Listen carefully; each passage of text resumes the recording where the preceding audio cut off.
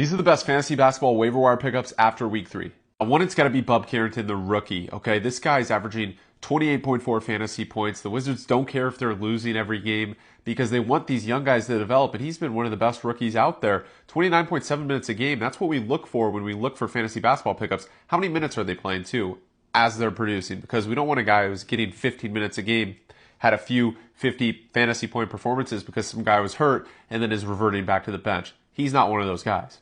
And the same goes for Kaishan George. These two rookies on the Wizards are really good for fantasy basketball. I mean, 28.6 minutes. He's also playing a lot. They want to let these guys develop. He's averaging 25 fantasy points. He's coming off of 3 of his best games all season long. Next guy I'd look to pick up is Robert Williams. Now, I know the minutes are concerning, but he's coming off of a serious injury. That's why he only played 17 minutes the first game back, and he still had 36 fantasy points.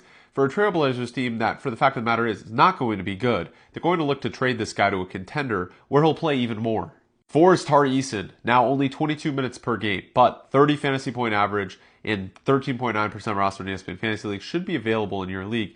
This is a guy that's a pivotal part of this rotation, and we've seen him thrive despite only playing 22 to 25 minutes a game. Even last year, he was still putting up fantasy numbers a lot of the time. A guy that's starting to heat up is Aaron Wiggins, 21 minutes per game. Yeah, but he's playing more and more over the last few weeks. 24 fantasy point average. He's coming off of 3 of his best games all season long. Only rostered in 2.4% of ESPN Fantasy Leagues. Definitely deserves a look. Next is Miles McBride. Now only 24.4 fantasy point average, but 26.4 minutes per game, 8.1% roster in ESPN Fantasy Leagues on a stacked Knicks team. He's one of their core players, and he's going to be even better as the season goes on. And speaking of core players, a core player on the Thunder, rostered in only 16.5% of ESPN Fantasy Leagues, Lou Dort. He plays 26 minutes a game. He averages 25 fantasy points, and he's a really good basketball player. So if he's available in your fantasy leagues, he deserves a pickup as well. Now, this guy should not be on waivers, but if Bilal Coulibaly is on waivers, pick him up over everybody else. 30.3 fantasy point average, 39% roster in ESPN Fantasy Leagues, plays 35 minutes a game. This is their core piece on the Wizards. Next guy I'd look at is KCP. Yes, Paolo's been out, and that's why he's starting to produce more fantasy point-wise.